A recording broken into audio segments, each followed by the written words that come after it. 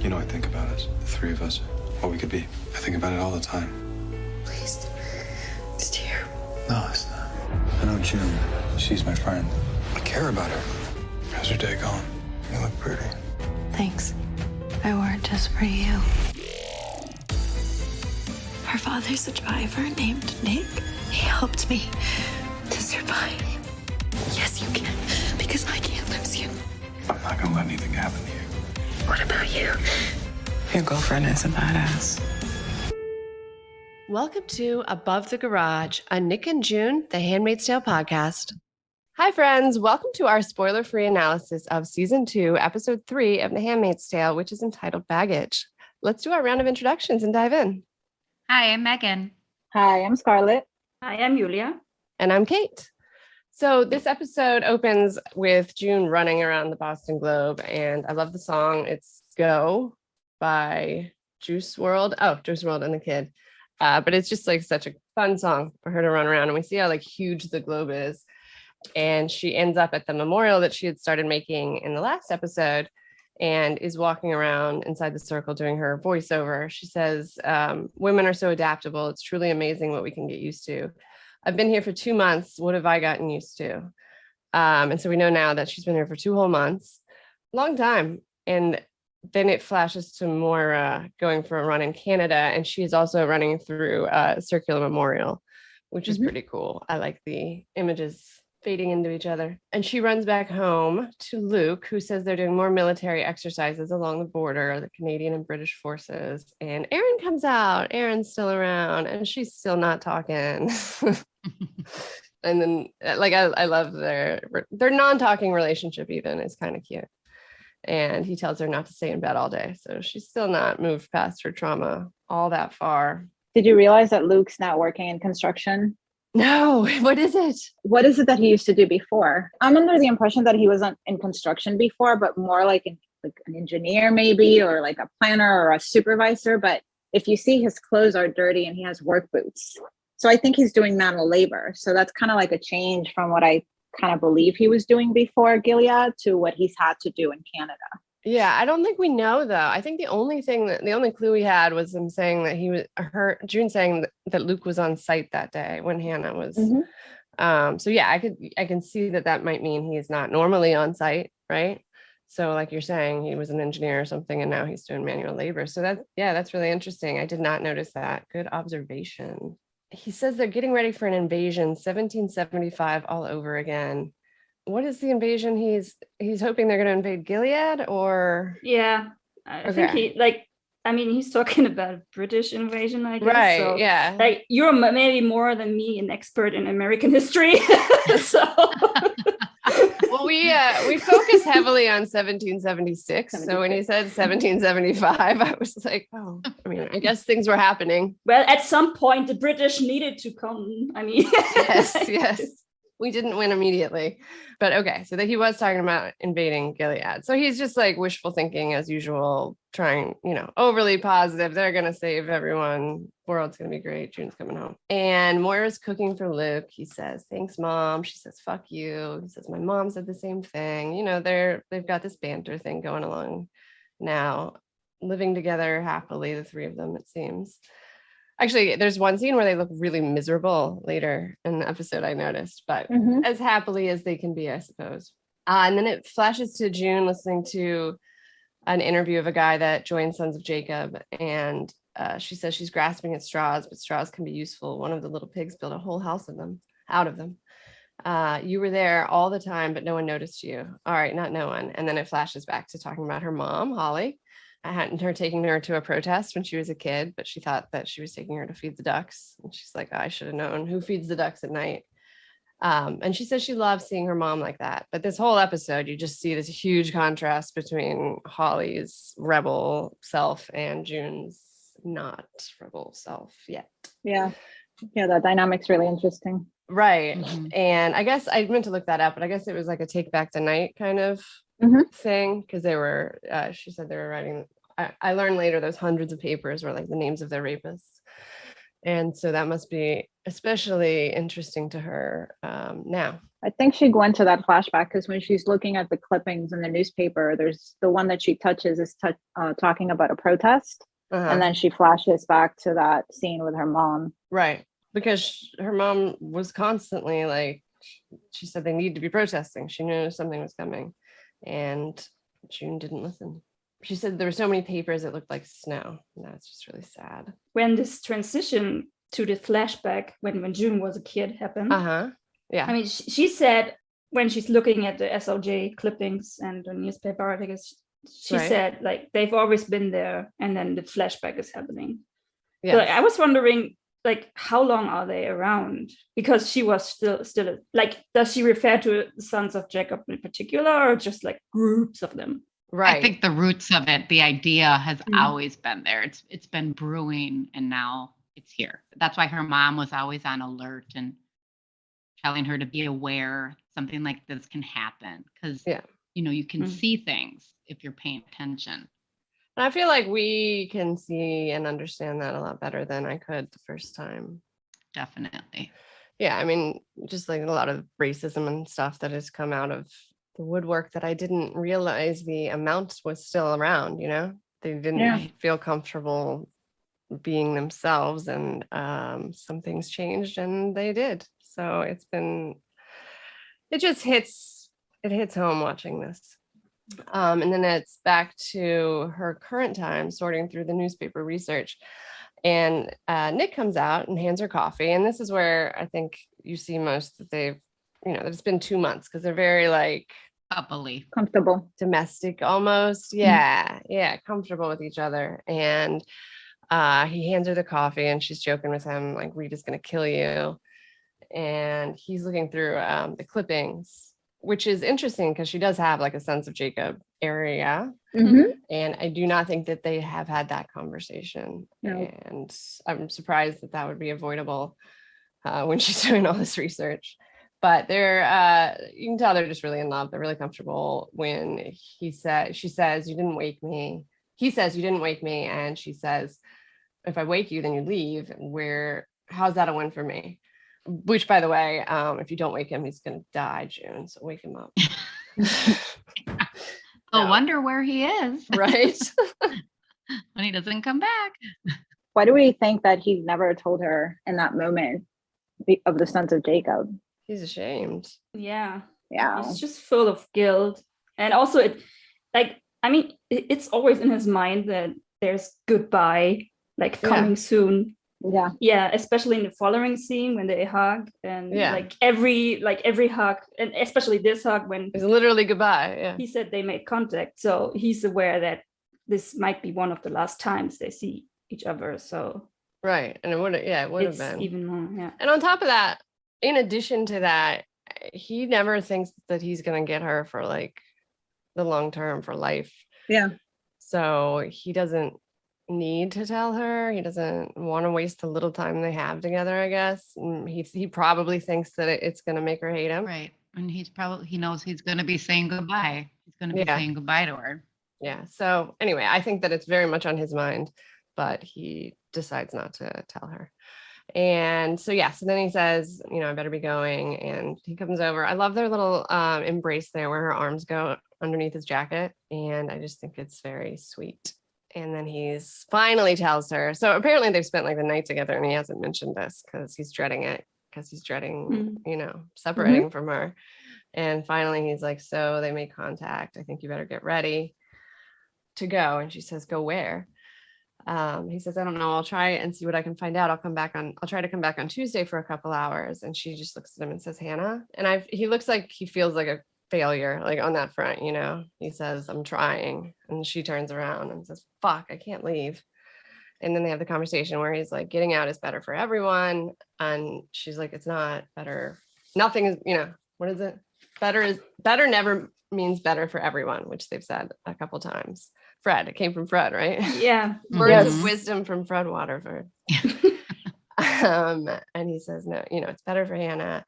And he comes to her and waits behind her, hoping that she warms up, and she does. And she turns and she embraces him like tightly around the neck. And it's sweet. And then it flashes to Moira welcoming a refugee. And the guy says he was in the army. And after everything, they just turned us into guardians. A week later, we were hanging people on the wall, gender traitors. One of them was a guy I dated in college. And it's so traumatic. And so she tells him there's a trauma counselor upstairs. But it was interesting to me that they flashed from Nick to talking about this guardian being forced to, as Megan says, I love your comply or die, because that's what it is. And I think in this episode, you see parallels with Nick with that, the guardian telling, I mean, he's obviously traumatized. Right. And then later on in the episode, you'll see the driver, Nick. He looks like so much like him. Too. Looks just like Nick. So I think we're supposed to be seeing him in them. I have to not think it was a coincidence. Yeah, exactly. But I don't know, some people might not pick that up, but we're supposed to be seeing how the lower class men feel in this society as well, and how they are also oppressed. Right. Even the economen, because it's not just a patriarchal society, it's a social hierarchy, and they're feeling oppressed too, because they're kept down. They don't have choices, or they'll die. Yeah. Right. Yeah. So it's important. Their stories is important. They're not being as brutalized as the women at all, but not everybody's equal there. Right. Yeah, and how they're forced into doing things that they normally wouldn't do for survival. I mean, he says that within a week we were hanging people up. Like there's not even an adjustment period. Not like you can adjust to that ever. But it's either you do that or you die. Right. People are always going to say, "I would never do that. I would never do that." No, you will. You'll hang people up if you have something to lose, someone you love, or if you just want to survive. Unfortunately, that's how it works. If not, we wouldn't have groups like this. Right. It's our instinct to survive. It's our instinct to do what we can to survive, even if it is, horrible, something that kills us from the inside doing it. Yeah. But, I mean, it's very sad, actually. It's something that's very overlooked too, that people don't seem to be able to feel empathy for those type of people. Yeah, I agree. Because they don't have that experience. They've never, they lack the ability to put themselves in that place, and they see things black and white, and it's not really black and white. No, not at all. Even I like later in the episode too, when June says that to Heather, to the wife, and she says, I used to think that too, I used to think I would never do that. I'd rather die. And that changes. Right. You don't know until you know. Right. Yeah. Exactly. You don't know until you're met with that choice. Yep. So back to June, and then we hear the garage door opening again, and the man doesn't have her supplies like he usually does, and says, no deliveries to you, only deliveries of you. And she says, is Nick coming? He says, who's Nick? So she still held on to some hope, that, I don't know, he was going with her, or he was taking her, something. She pictures life with her escape with Nick, But she looks back sadly, says goodbye to her 2 happy months at the Globe, which I think she probably will forever remember really fondly because of her time with Nick. And the door closes. When you were talking about the delivery guy, in the past episode, I think we mentioned it. He says no deliveries to you. So I think he was coming sporadically to bring her stuff. Yeah. I think that's his job. He brought her from the first place that she was. He's the one that brings her stuff. He's the one that kind of keeps the Boston Globe, I guess. Yeah, he has that stage of the escape, right? And he's like the Mayday guy for that. Like we see that Mayday has different people, but it's just one person waiting on like the news on how to move forward, but they never knew who the next person is, which makes it disorganized, but it's also a way of protection.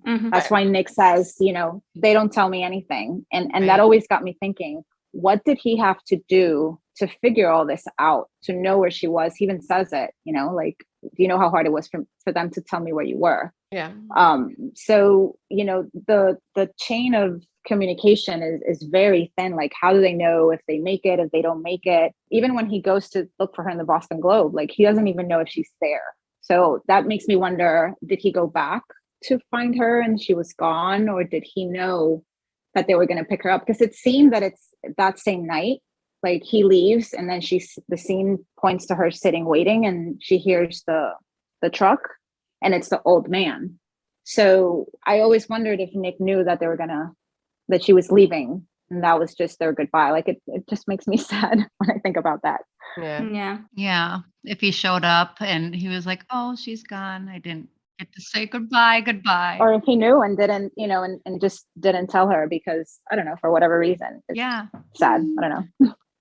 So then they've flashed back to June at her mom's apartment and everybody's hurt. They've just gotten back from, I think they were escorting people to the clinic, the abortion clinic. And they are even acting like it's no big deal for all these people to be injured. So, I mean, there really are fighters here. And June feels very out of place there. And she is talking. They're like, oh, what are you up to? And she's like, oh, Luke's making dinner for Moira. And it's just like the dichotomy between the two worlds is drastic. And, that's a lot of what this episode is about. Yeah. She feels uncomfortable with her mom's activist friends because she's not doing anything. She's just living a domestic life and being happy, not noticing what's going on in the world around her. Well, her mom was also not happy with her. No, she's very disappointed in her. Yeah, no. And very vocal about it. I mean, but it's also maybe an issue of like the age gap between, like, it's a different what's the word I'm looking for? Generation, thank you. Different time, different generation. Mm-hmm. Literally, June's mom had to fight for her right as a woman. Yeah. So and June was born into a world that was more advanced and accepting. Yeah, more advanced, where there hasn't been this much issues with like equality maybe than before. I mean, there still are issues, of course, even now, but not in a way as June's mom had to face. Definitely. Well, and they talked about that in the last episode too, because Emily was talking to her boss and he was like, I thought my generation was the last to have to deal with this as far as homophobia and everything goes. So yeah, I think that's a very good point. Generational difference. Takes it for granted, I guess. Yeah. She just grew up comfortable. Right. She's ready to play house and her mom wants her to be aware of what's going on around her. And she should have fight for what she thinks when she knows is coming. She knows it's coming. So then it flashes back to her. He says, wait in here. Someone will be along soon. Go and Grace, kid. And it's raining. It was making me think, like, did they wait for the rain to film? Because it really adds a lot to the whole atmosphere. There's a Boston airport sign, and then somebody comes, Omar, we learn, and says, are you a good witch or a bad witch? And she says, depends on who you ask, I guess. I love that. What's your name? June Osborne. What's your mother's maiden name? Maddox. That threw me for a loop. Yeah. Okay, because Holly is the most like independent feminist person ever, and she took a man's last name. Yeah, I always was like, with that too. Yeah, I mean, this was shocking to me because even June did not take Luke's last name. June kept her name of Osborne. Holly's name is Holly Osborne, and he asks what was her maiden name, and she says Maddox. Oh, I didn't. That's not why I was shocked, but now I'm shocked double. Yeah. Like, what shocked me was obviously they need to verify these people that are coming. Like, how would they know the mom's maiden name? That's what threw me off. Like, how does Omar know Nick? Well, because I know that in the hospital scene, when the technician says Godspeed June, I knew that was the clue. Nobody knew her name. She hadn't told Emily her name. Obviously, anybody that was going to help her with Mayday, because Lydia knows her name's June. So it obviously, again, it had to be Nick. But the maiden name threw me off completely. Like, how the fuck do they know this? Right. No, that was my first thought too. I'm guessing that she talked about it with Nick, like while they're at the Globe, and they were organizing during that time like, too. Yeah, like a secret, like some passwords require a question for you. You need to answer, and like something that only this person would know. So. What was your first pet, or the name of your first what pet? Street did you grow up on? Yeah, but my first cat, I had a cat. And it was named Max. Good name. I had a cat named Max too. I did. It's a good name. Yeah. So I'm still shocked that she took somebody's last name because he didn't even raise June really. Like she raised her on her own. I was wondering though. So her mom was Holly Osborne at some point, or did you just choose? Probably the name of June's father for her. I don't think she was married. Was she? Maybe. It's very confusing to me. Because like, I mean, I don't know how it works in America actually, but like, because I'm not married to my partner, but we have a child now. So, and I can decide, or like we can decide what name will be like the family name of the child. Yeah. If it's my name or his name. Some hyphenated. I mean, we know June is June Osborne. Couldn't Yeah. June have her father's name and Holly just be Holly Maddox? That's her last name. Yeah. Well, it still wouldn't be your maiden name. It doesn't become your maiden name until you get married. Yeah, that's how I don't like. That's where I'm confused, because if you look up the character, it's under Holly Maddox. Holly Osborne is baby Nicole Holy. All right then. So maybe then it is just her name and not a maiden name. That would make more sense to me, because it was very confusing to me. Huh. Okay, so Omar gives her a paper that says this guy has a puddle jumper that takes black market stuff back and forth, and she says where, and he says to Canada. And I guess there's a map on it too. That seems dangerous, but here we are. He said he's coming tomorrow as soon as it's dark. I'll drop you at a friendly house. They'll walk you to the airstrip. And she says, who's they? And he says, no idea, which, like we've been talking about, that way if somebody gets caught, the entire chain does not get outed. And he says someone brave or stupid or both. There's a lot of both. I like that though. He says, come on. And then he gets a text and starts like apologizing rapidly. And you can tell there's something wrong. The safe house isn't safe. Just wait. And he tries to leave. And she bangs on his car, like not letting him leave. No. I love the way she says no, like commanding at one point. But then she gets to like, no, please, no. And, you know, tears in her eyes. And he starts hitting the wheel and cursing the way that she did in the last episode when she changed her mind about leaving. And he gets out and lets her in and knows he's being stupid.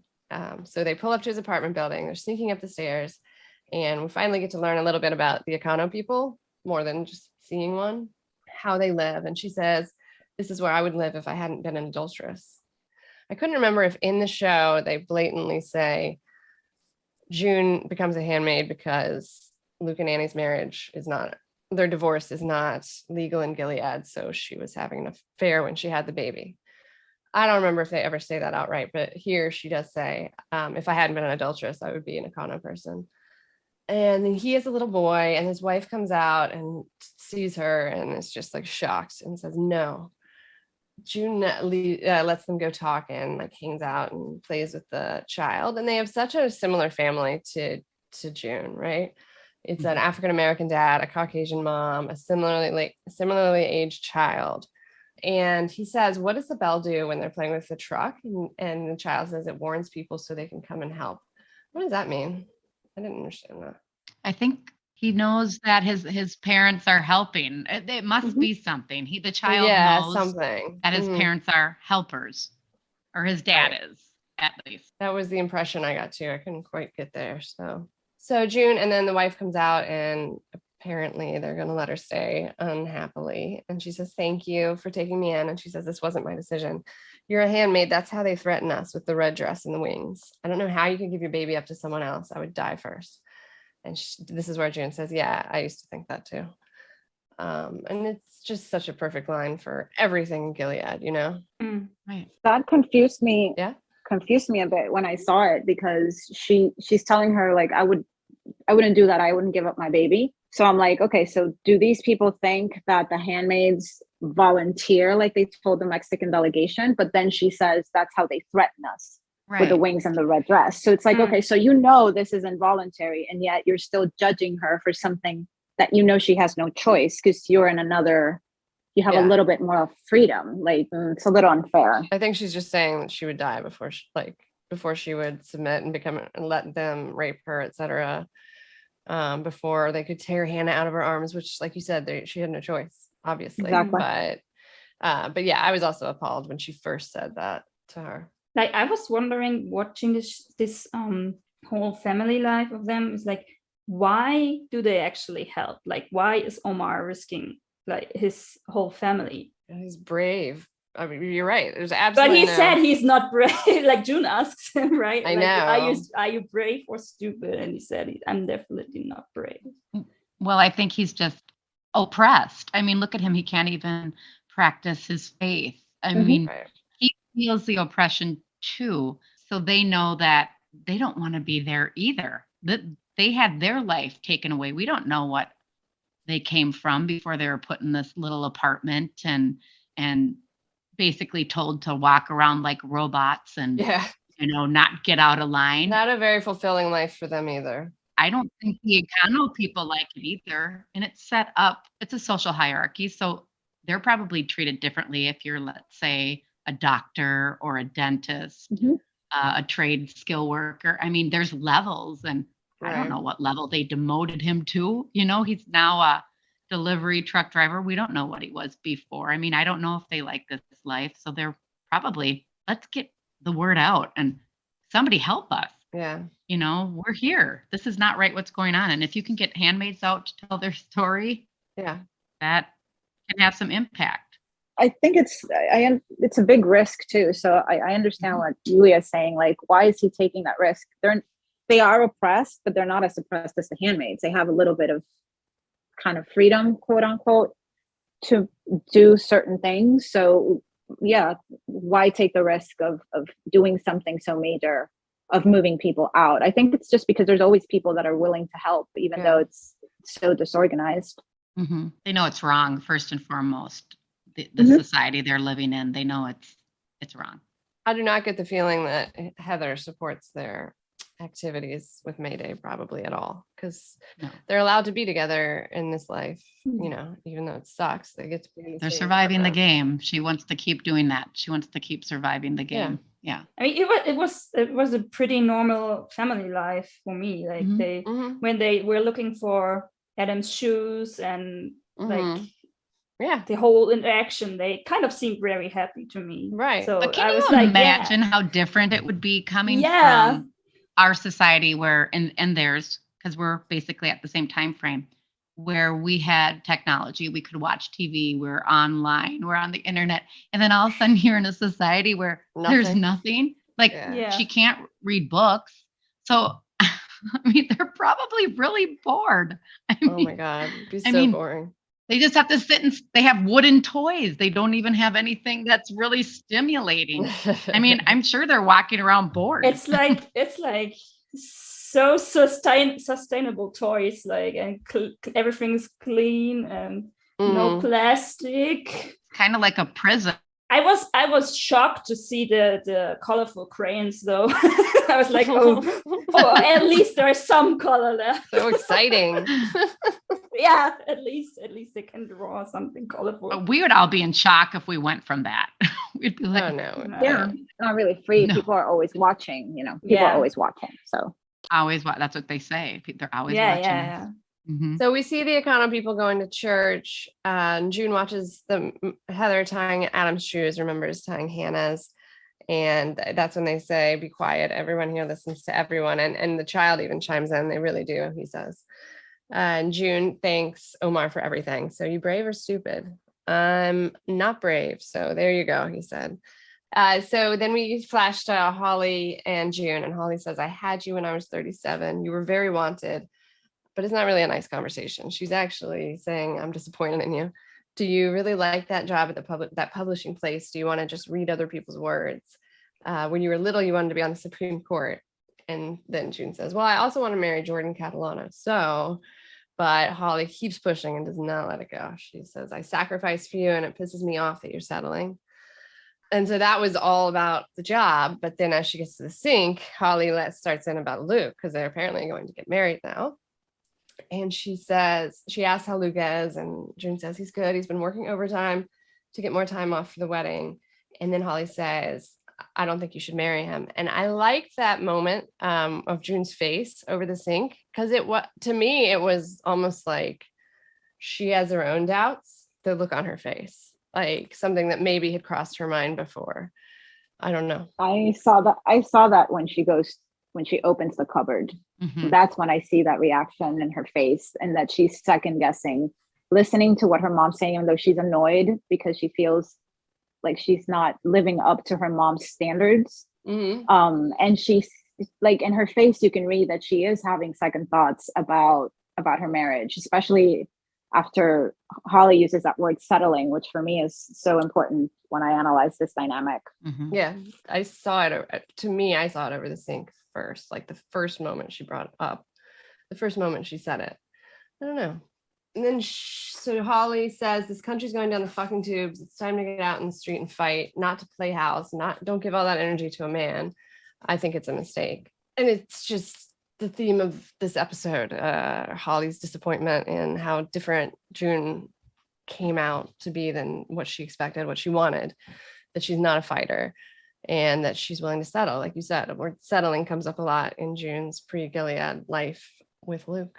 And then it was kind of a dig to tell her how proud she was of Moira too, you know. Oh yeah.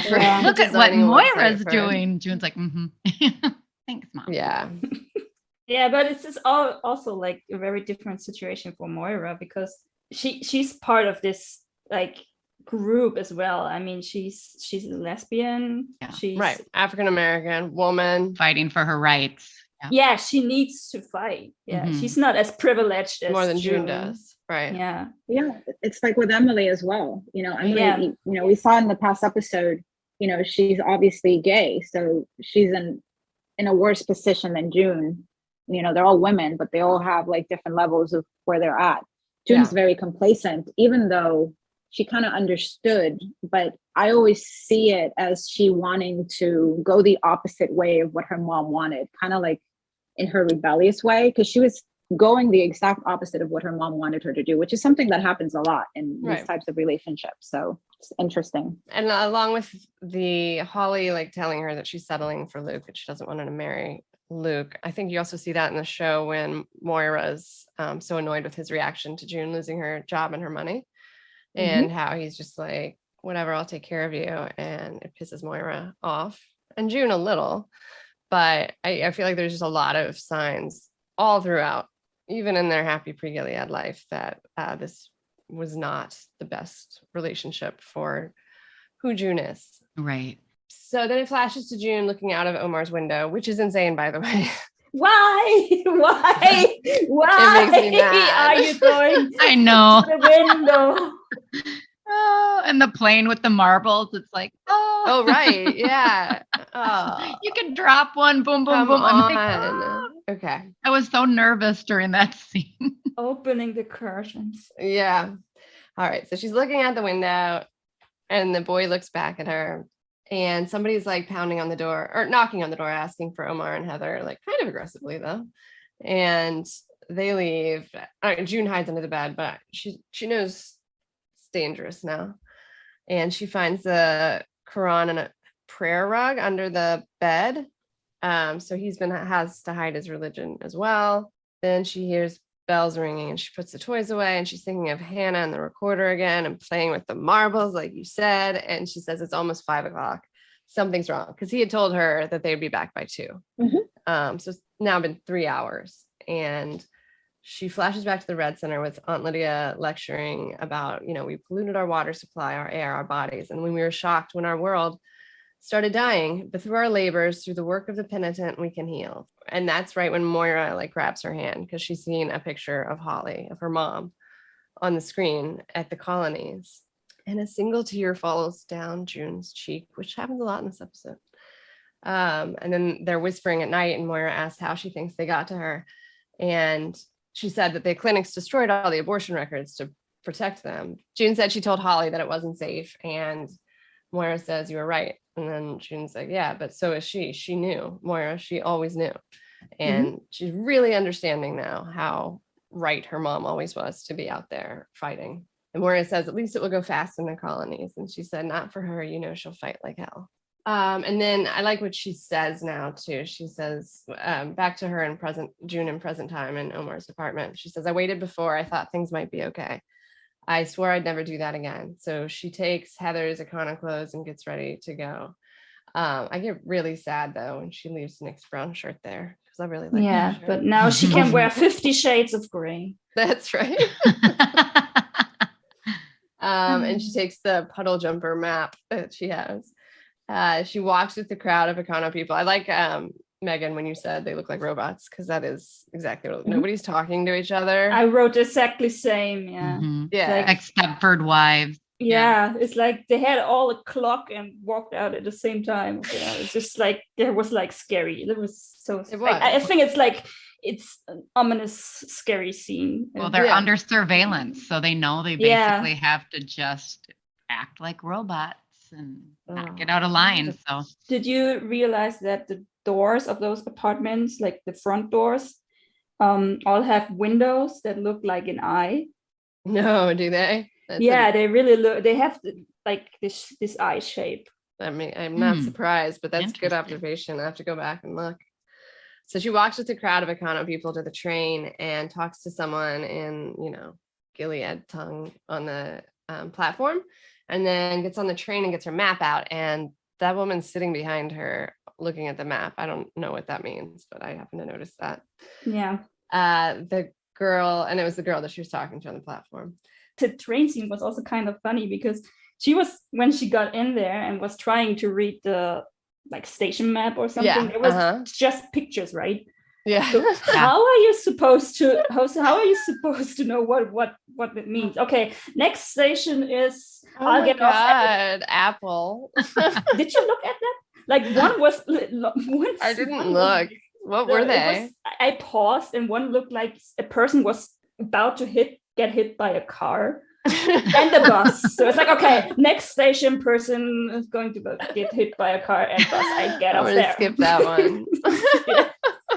I gotta go back and look at their map. That's so funny. Without words, like what a stupid world they built. And boring. And then when the Guardian, so after they get off, they're walking in their like robot line, and the Guardian, when the Guardian looks away, she like runs into the woods and she's looking for the airstrip and running through the woods, thinking about like when she was running with Hannah, and she falls to her knees because, the trauma is hitting her of the most traumatic event of her life. And then she said, she's too young, it's too late, we come apart, my arms are held and the edges go dark, nothing is left but a little window, a very little window, like the wrong end of a telescope. And then she remembers seeing Hannah from Serena's car. She left me once, now I have to leave her. And she finds a resolve and gets up, and she's running through the cornfield to find the airstrip. I find it very impressive that she found this airstrip after running through the woods and the cornfields, and very lucky. And she finds the planes and she sits down under one. And she says, raise your daughter as a feminist. And she spends all her time waiting to be rescued by men. I love that line. It's all the writing is just amazing. So many good lines. And this episode is really good. Yeah, like as we go through, I'm like, oh, that would have been like a great favorite line from the show. We should do them from like every episode. Then you flash to Moira at a club, hooking up in the bathroom, sort of. She's getting the other girl off, but when it's time when the other girl wants to reciprocate, she refuses, which I think is showing you how fucked up you come out of Gilead as far as sex goes. There's a lot of trauma involved in recovering from that. And she even says, when the other girl says, I'm Caitlin, Moira says, I'm Ruby, which was obviously her Jezebel's name. And it's very depressing. Yeah, I mean, for me, like the whole scene was like kind of a throwback to Jezebel's. Yeah. Like the club. The club, the music, alcohol. Everyone was like having a good time. And it threw me off for a second because I've been watching a lot of Handmaid's Tale today, getting ready for these recordings. And just that scene came on and I was like, is this a commercial? What? Like, I paid for ad-free Hulu. And and I was like, oh no, it's not. It's Moira at a club. So yeah, exactly. It's like jarring to switch from Gilead to this club atmosphere.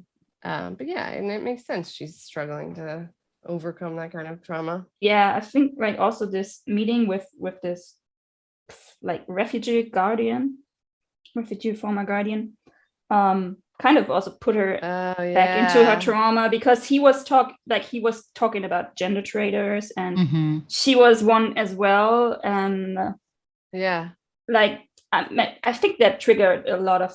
I think it did too. I hadn't thought of it that way at the time, but yeah. Well, Gilead fucks you up.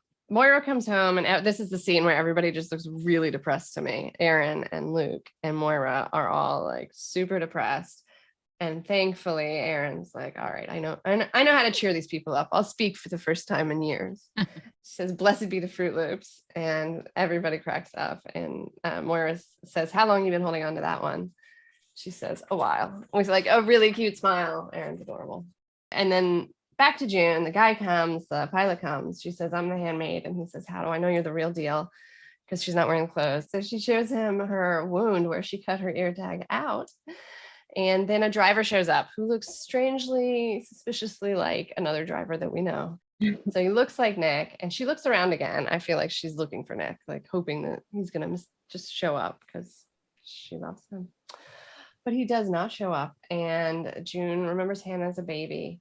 I am not sure what that was supposed to mean, unless it's related to just leaving her, I guess. But she also has another baby she needs to worry about now. The voiceover says it.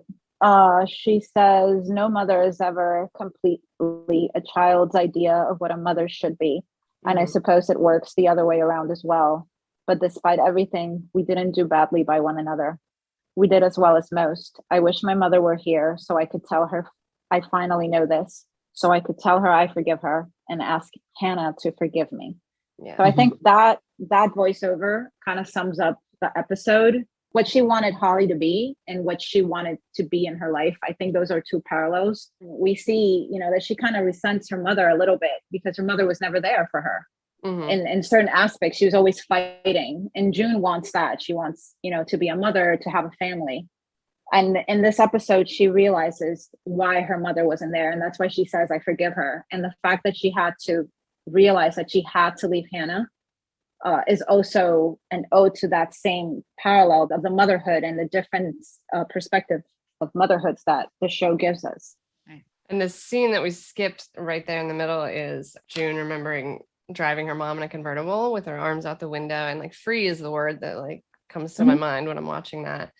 And also they're singing Ain't No Hollaback Girl, which Dave pointed out. I didn't notice, but it's perfect like lyrics. It's about like getting ready to attack, to fight. I'm ready to attack, gonna lead the pack, gonna get a touchdown, gonna take you out, getting everybody fired up. I'm gonna fight, gonna give it my all, gonna make you fall, gonna sock it to you. I'll be the last one standing, another one bites the dust. It's just, June's becoming a fighter, and they are very good at picking music for this show. So then the plane is taking off, and she says, and I could ask Hannah to forgive me, and there's a single tear again. And then the plane is under attack. The driver sitting next to her gets shot. They take the pilot out of the plane and shoot him execution style. And she hangs on as tight as she can in there, fighting while they're dragging her out. So she did not escape. And this time the credits are just like silent and sad. All right, I think that's a wrap on our spoiler-free analysis of season 2, episode 3 of The Handmaid's Tale. If you're a longtime fan of the show, come back on Wednesday and listen to our deep dive into this episode. Thanks for listening. Bye. I think about us, the three of us, what we could be. I think about it all the time. Please, it's terrible. No, it's not. I know June. She's my friend. I care about her. How's your day going? You look pretty. Thanks. I wore it just for you. Her father's a driver named Nick. He helped me to survive. Yes, you can, because I can't lose you. I'm not gonna let anything happen to you. What about you? Your girlfriend is a badass.